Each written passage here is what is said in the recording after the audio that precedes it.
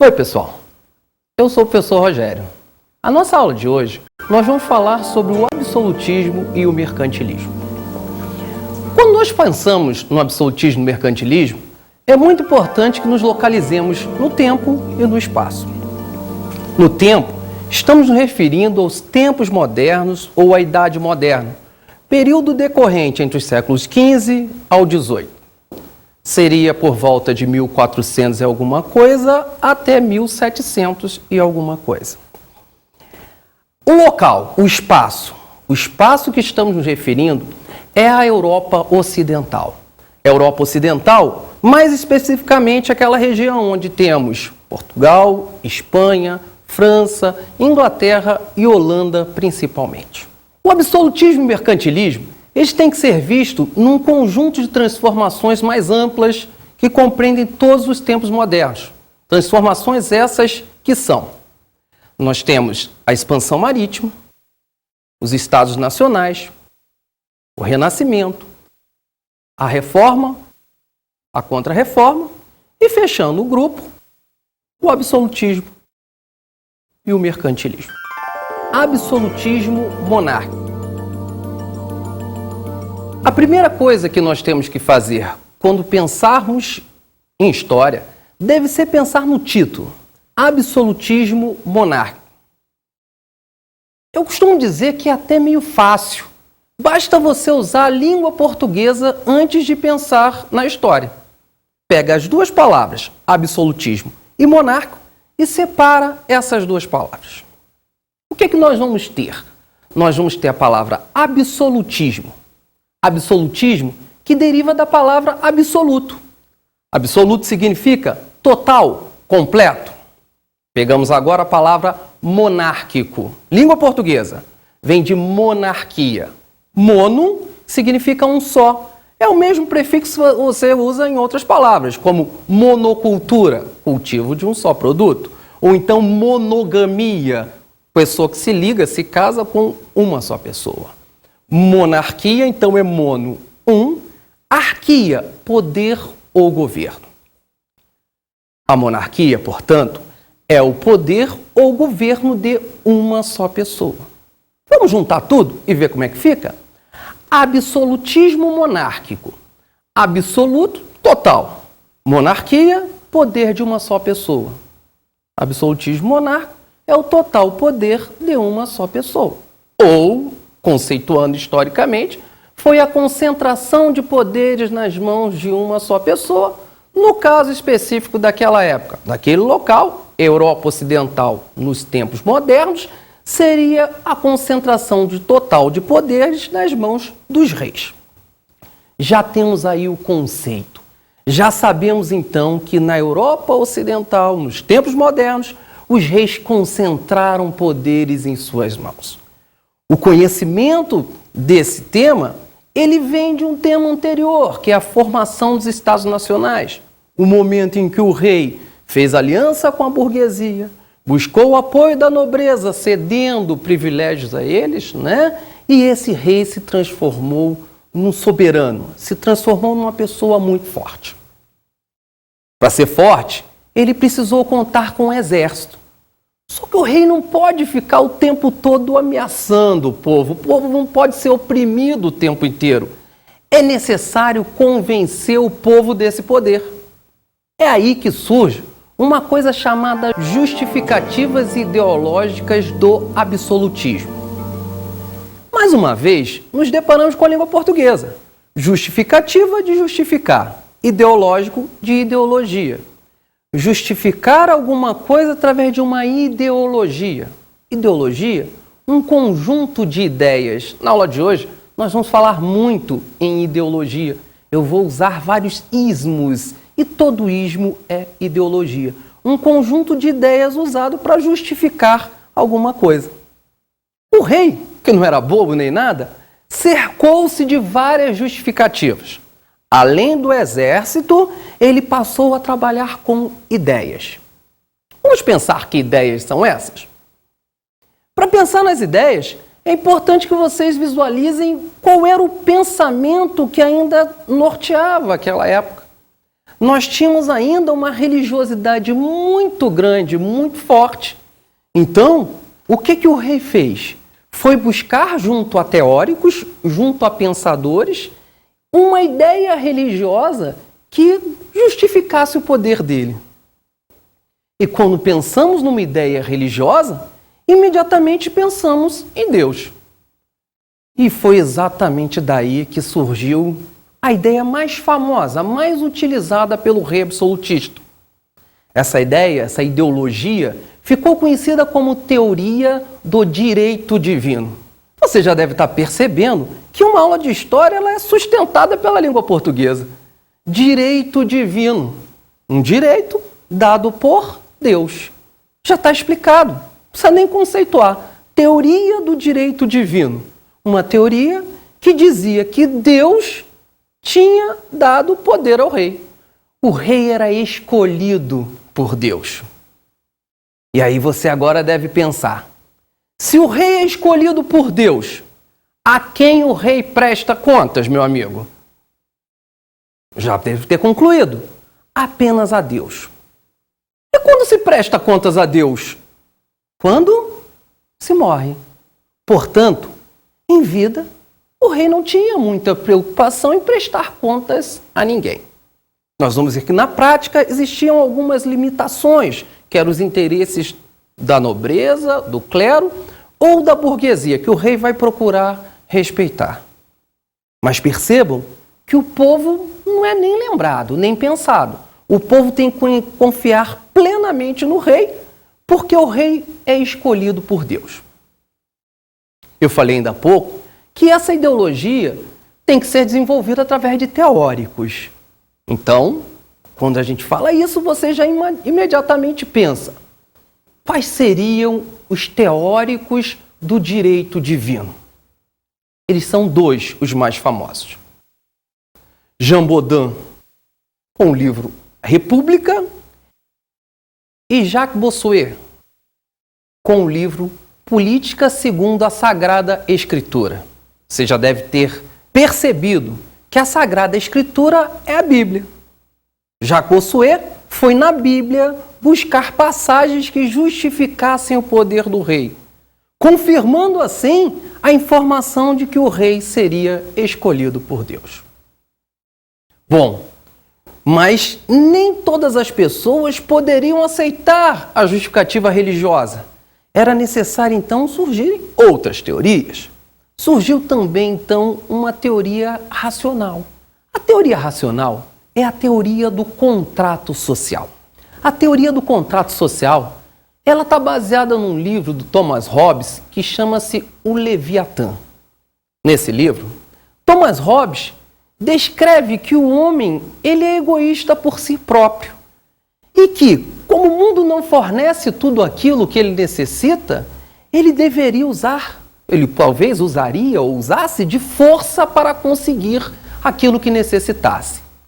A frase famosa do Thomas Hobbes, no Leviatã, é: o homem é o lobo do homem. Quer dizer, se não houver um controle, o homem retornaria quase que para a selvageria. Era necessário, portanto, haver um contrato social.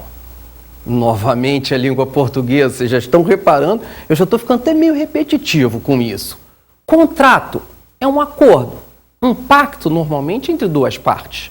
Social, um acordo na sociedade.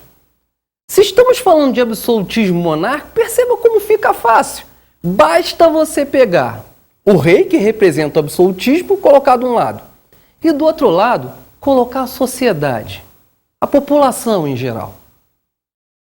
Se o homem é o lobo do homem, para que não haja a violência, cabe à sociedade dar poder a um ser humano, no caso, vocês já repararam o que é o rei, para que ele possa manter a ordem, para que ele possa melhorar a vida de todos, para que ele possa trazer a prosperidade.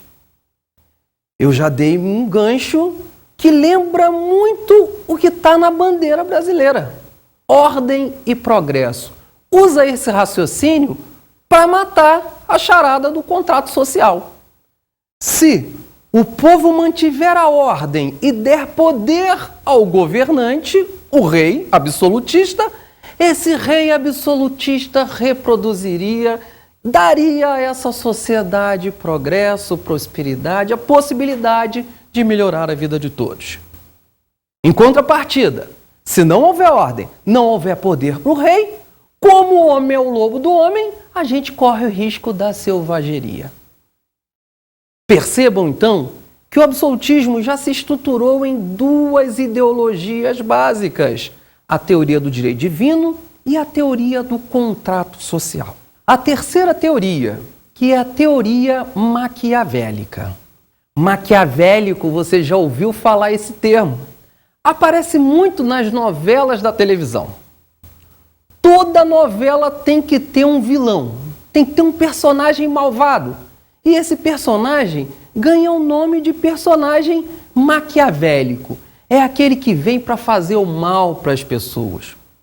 Coitado do Maquiavel, que acabou fornecendo esse apelido. Maquiavel, ele era um burocrata, lá do início dos tempos modernos, século XVI, onde ele, trabalhando para pessoas famosas, pessoas ilustres, ele escreveu um livro, um italiano, um florentino. A Itália não era Estado Nacional. Ele escreveu um livro para tornar possível que um grande líder se tornasse um rei. Quem é um quase-rei? É um príncipe. É exatamente esse o nome do livro de Maquiavel, O Príncipe. Nesse livro, Maquiavel apresentou a frase que o tornou muito famoso, a ponto de se tornar o pai da política moderna. Não se assustem, meus amigos, ao saber que o pai da política moderna afirmou: os fins justificam os meios.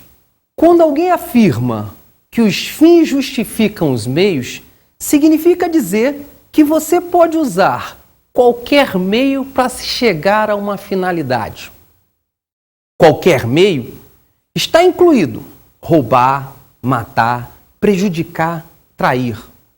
Maquiavel dizia que não existem limites éticos ou morais para se chegar a uma finalidade. Você deve estar se perguntando, e o que são limites éticos ou morais? É tudo aquilo que a família, a escola e a religião nos ensina desde pequenos, né? A se comportar bem, a respeitar as pessoas. As religiões nos ensinam uma série de mandamentos, uma série de normas, de regras, que são normas de conduta, de bem-estar em sociedade. Percebam que para se chegar ao poder, Maquiavel não se preocupou com esses limites éticos ou morais. Daí surge a definição, o conceito da teoria maquiavélica, a terceira teoria desenvolvida para justificar o absolutismo monárquico. O conceito diz o seguinte: não existem limites éticos ou morais para chegar e manter-se no poder. Uma pequena observação que deve estarmos atentos quando estudamos a história, e essa é a importância da história, é descortinar a realidade, tornar possível que as pessoas compreendam melhor a nossa realidade, é perceber então que o pai da política afirmou que os fins justificam os meios. Com isso, você passa a compreender, por exemplo, numa época de propaganda eleitoral, por que às vezes um político exagera, promete mais do que ele pode cumprir. Você poderia afirmar, nesse caso, que o político está sendo maquiavélico. Então, o principal exemplo do absolutismo monárquico foi o rei Luís XIV, de França. Curiosamente, ele se auto-intitulava o Rei Sol. Por que será que ele escolheu esse título? Vamos imaginar. Por que o Sol? Provavelmente por ser o astro mais brilhante, mais poderoso. E essa é a síntese do pensamento absolutista. O astro mais forte, mais poderoso, simbolizando toda a soberania, todo o poder do rei. Cabe, antes de terminarmos essa parte do absolutismo, acrescentarmos uma pequena observação. O rei absolutista, existiam alguns limites que ele procurava respeitar para não enfraquecer o seu poder. Que limite era esse? Respeitar os privilégios dados ao clero e à nobreza, como, por exemplo, a isenção de impostos, e os acordos feitos com a burguesia que garantiam ao rei pagamento de impostos para sustentar a sua corte e o seu exército. Vamos observar agora uma cena do filme Marquise, de Verrat-Belmont, que mostra todo o poder, toda a pompa que girava em torno do grande rei Luís XIV.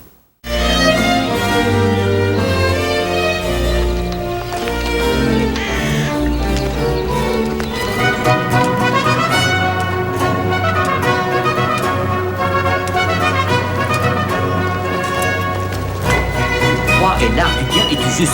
Je vois le bien, mais je fais le mal.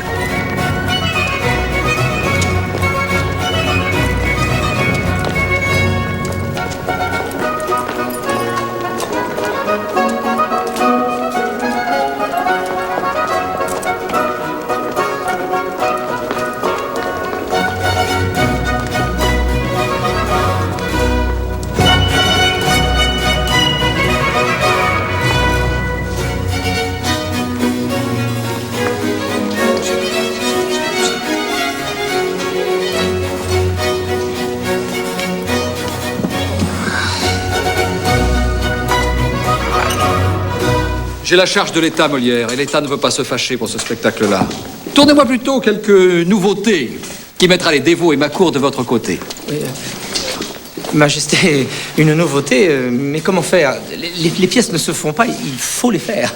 Et nous commençons dans 2 jours. 2 jours, c'est peu, il est vrai. Dieu lui-même en prit 6 pour créer le monde. Majesté. Mettez-nous de bonne humeur. Serons-nous bientôt à Versailles? Eh bien, si votre Majesté pouvait dire à monsieur de cesser de tirer au mousquet sur mes échafaudages, elle y serait pour la Saint-Léonard. Il m'a estropié 2 ouvriers et éborgné un autre pour distraire ses amis. Cela me contrarie fort. Je puis vous assurer que cela ne se reproduira plus. Merci, Majesté. Monsieur prendra dès demain des leçons de tir au mousquet. Il est indigne d'un prince de ne pas faire mouche à tout coup.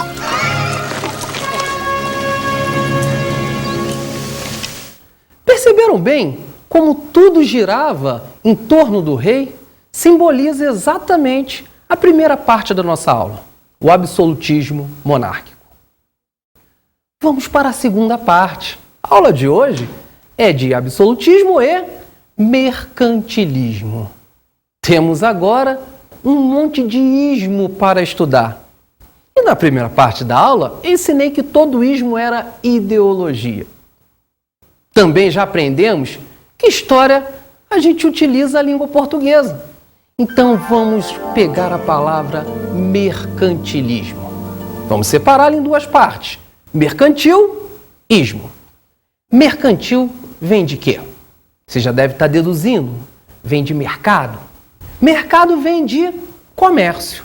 Ismo vem de ideologia. Mercantilismo, uma ideologia, um conjunto de ideias baseadas no comércio.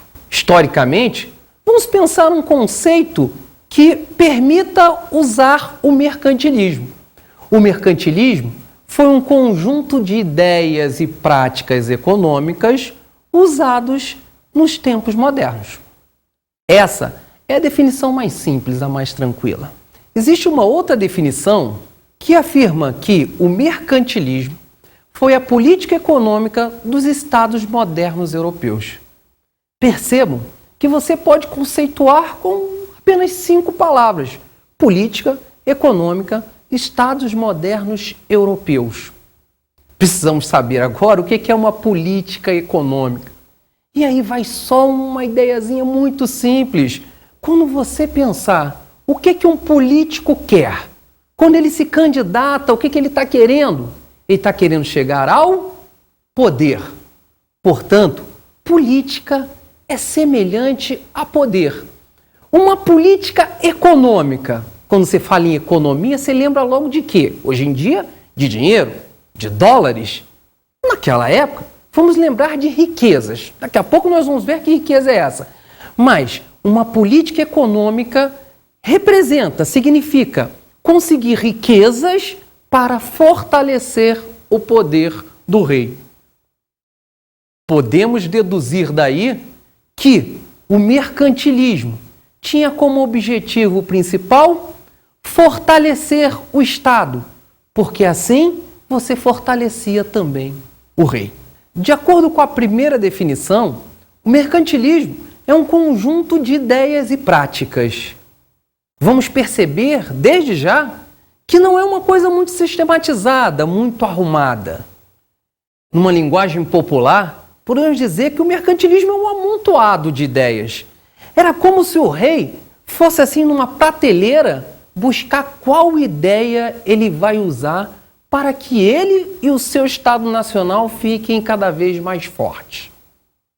Vamos pensar então quais seriam as principais ideias do mercantilismo.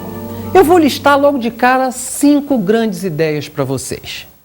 Intervenção do Estado na economia, balança comercial favorável, protecionismo alfandegário, metalismo e o colonialismo. Vamos estudar um de cada vez? Vamos começar pela ideia da intervenção do Estado na economia. Por intervenção no Estado na economia, entendemos que não há liberdade econômica. O rei decide tudo o que é necessário. Você não pode fazer o que quiser, você não pode produzir o que quiser, você não pode importar o que quiser, não pode exportar o que quiser, não pode explorar a área que você queira sem que o rei permita. Preste atenção nessa ideia, que ela é uma ideia muito importante nos dias de hoje. Vivemos numa sociedade neoliberal. O neoliberalismo prega justamente o extremo oposto. O neoliberalismo deriva do liberalismo, que prega a liberdade econômica. Portanto, prega a não intervenção do Estado na economia. Não vamos confundir. Eu fiz uma relação com o presente para facilitar sua compreensão. A ideia do mercantilismo diz que você não tem liberdade. É o rei quem decide tudo. A segunda ideia que nós vamos ver é a ideia da balança comercial favorável. Por balança comercial favorável, entendemos o quê?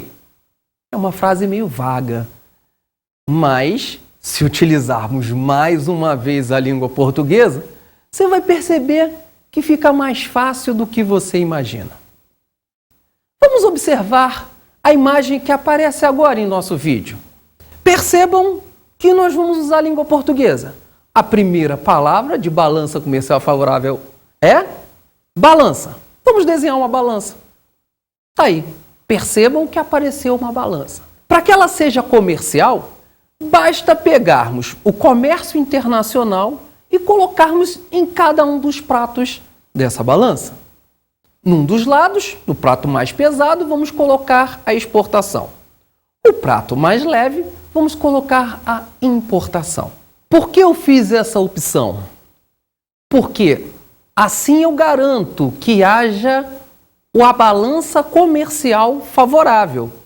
Se as exportações forem maiores do que as importações, o país, a nação, vai ter lucro ou superávit. Dessa forma, fortalecendo o Estado Nacional. A terceira ideia que nós vamos tratar é a ideia do protecionismo alfandegário. Outra vez a língua portuguesa, outra vez ismo de ideologia. Protecionismo. Separa protecionismo. Protecio viria de proteção, do verbo proteger. Ismo de ideologia é a ideia de proteger. Alfandegário vem de alfândega, portanto, proteger a alfândega. A ideia de proteger a alfândega. Repara que a segunda ideia diz que a balança comercial tem que ser favorável. A alfândega é o local que controla a entrada e saída de mercadorias. Para que a balança comercial seja favorável, você vai querer dificultar as vendas ou as compras, as exportações ou as importações? Você deve ter deduzido: temos que dificultar as importações. É exatamente aí que está o protecionismo alfandegário. É a ideia que consiste em dificultar, se possível, impedir a entrada de produtos estrangeiros, fortalecendo a produção nacional, garantindo o máximo de exportações e a balança comercial favorável. Como é que se faz até hoje em dia, essa é uma ideia usada até hoje em dia, para dificultar as importações? Existem dois caminhos básicos. Uma, radical, através de proibições. A segunda, mais moderada, que é através dos impostos, da cobrança tributária. Aumentando os impostos, você dificulta a entrada do produto estrangeiro. A quarta ideia vem somar-se às anteriores e, por sinal, é a mais simples de todos. E você já vai fazer junto comigo. A quarta ideia é a do metalismo. Automaticamente, teu cérebro já começa a trabalhar. Metal para um lado, ismo para o outro. Ismo é conjunto de ideias. Metal. Calma, não vai se empolgar e dizer que é rock pesado. Não. Não é isso. Não rolou nenhum metaleiro naquela época, não. Metal dizia respeito à riqueza. Lembra? Fortaleceu o Estado Nacional. E qual era o metal que valia muito naquela época? O ouro e a prata. Os chamados metais preciosos. E você já deve estar se perguntando: mas Rogério, por que o ouro e a prata? Porque eram as moedas daquela época. É semelhante a hoje em dia utilizarmos o dólar, o padrão de troca internacional. Portanto, o metalismo era uma ideia que consistia em acumular metais preciosos. É a ideia mais simples. Inclusive, vai uma dica: se cair numa prova, uma das ideias do mercantilismo, eu de cara respondo metalismo. É a mais fácil de você citar. A quinta ideia, ela vai garantir com que todas as outras quatro funcionem. É a ideia do colonialismo. Mais um ismo, né? A ideia de se obter colônias. E o que é uma colônia? Uma área onde normalmente você tem condições de ir lá sugar as riquezas para quê? Fortalecer o Estado Nacional. Percebam que eu usei o termo normalmente porque existe uma exceção, que são as colônias de povoamento, que vocês estudam normalmente quando estão trabalhando o processo de colonização da América.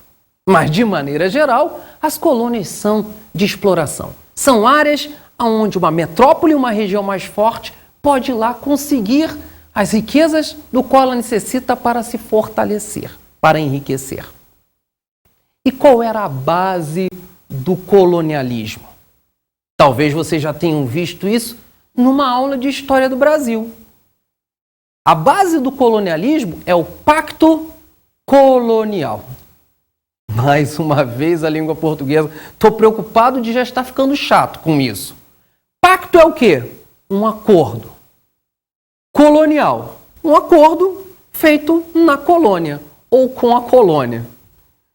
Nós temos que rir desse acordo, porque esse é um acordo unilateral, é um acordo imposto. A metrópole fazia o que bem queria com a colônia. A metrópole impunha o pacto colonial à colônia. E como é que funciona o pacto colonial? Vamos observar o gráfico. Percebam que a construção desse gráfico é muito simples. Basta colocar de um lado a metrópole e do outro lado a colônia, para que a gente possa construir esse pacto, esse acordo imposto, aonde a metrópole impunha à colônia o exclusivo colonial ou o monopólio comercial. Monopólio, controle de um só. Monopólio comercial, a colônia era obrigada a comercializar apenas com a metrópole. Ou a metrópole controlava o comércio da colônia. Percebam o relacionamento que havia. A colônia enviava para a metrópole, normalmente, matérias-primas, produtos tropicais e, se tivesse, seus metais preciosos. Enquanto a metrópole enviava para a colônia produtos manufaturados e escravos, normalmente produtos mais caros, que era para poder sugar o máximo possível de riqueza da colônia. Além das 5 grandes ideias mercantilistas, podem aparecer também outras ideias que foram usadas. Lembrem que eu falei que era como se fosse uma prateleira. Você podia usar a ideia que bem entendesse. As outras ideias mercantilistas são o incentivo às manufaturas, à marinha, às companhias de comércio e o crescimento demográfico. Vamos olhar todas de uma vez só. É fácil de entender. O comércio é marítimo, então você incentiva a marinha. Você tem que produzir manufaturas. Não existem fábricas, não existem indústrias naquele momento, então o trabalho é manufaturado, é feito à mão. Então, produção de manufaturados para vender para outros países ou para as colônias. Incentiva o crescimento demográfico, você passa a ter mais mão de obra barata, e você passa a ter mais mercado consumidor. E incentiva companhias de comércio. O que é uma companhia de comércio? Seria o que a gente chamaria hoje em dia de uma multinacional. Uma empresa que, através do mar, vai buscar produtos, vai negociar em outras partes do mundo. Temos que perceber que alguns países, em vez de irem buscar várias ideias na prateleira, buscaram basicamente se especializar. E existem 2 casos principais que são citados na literatura histórica. São os 2 tipos clássicos de mercantilismo. O primeiro tipo é o bulionismo, é o caso espanhol. O bulionismo é muito simples. Quando você ouvir a palavra bulionismo, lembre-se do metalismo. Bullion lembra metal. Bulionismo consiste no acúmulo de metais preciosos. É o caso espanhol. E o segundo caso clássico que você tem que conhecer é o caso francês, chamado de colbertismo, em homenagem ao ministro francês Colbert, que criou essa ideia. E é bem simples também de entender. Consistia na produção de manufaturas de luxo, roupas de luxo, móveis de luxo, produtos que seriam vendidos para as cortes europeias, inclusive os reis Luíses de França se especializaram em toda uma pompa, em todo o vestuário, até inclusive passaram a utilizar lenço, que é uma novidade na época, e convenceram todas as cortes a se vestir parecido, a usar produtos semelhantes, para que a França acumulasse metais com esta prática. Agora vamos relacionar o absolutismo com o mercantilismo. É impossível fazer a guerra sem homens, manter homens sem soldo, fornecer-lhes o soldo sem tributo, arrecadar tributos sem comércio. Observe as palavras em negrito de baixo para cima na frase que acabou de ser lida. Perceba que nós temos as palavras comércio, tributo, soldo, homens e guerra. Vamos interrelacionar e a gente pode encerrar a compreensão do absolutismo e do mercantilismo. Através do mercantilismo, ou seja, do comércio, era possível recobrar tributos, ou seja, impostos. Dessa forma, ele pagaria o soldo aos soldados, ele pagaria o salário aos soldados. Soldados esses que seriam muitos homens para proteger o país e fazer a guerra com outros se necessário fosse, tornando aquele rei cada vez mais forte, portanto, tornando-o absolutista.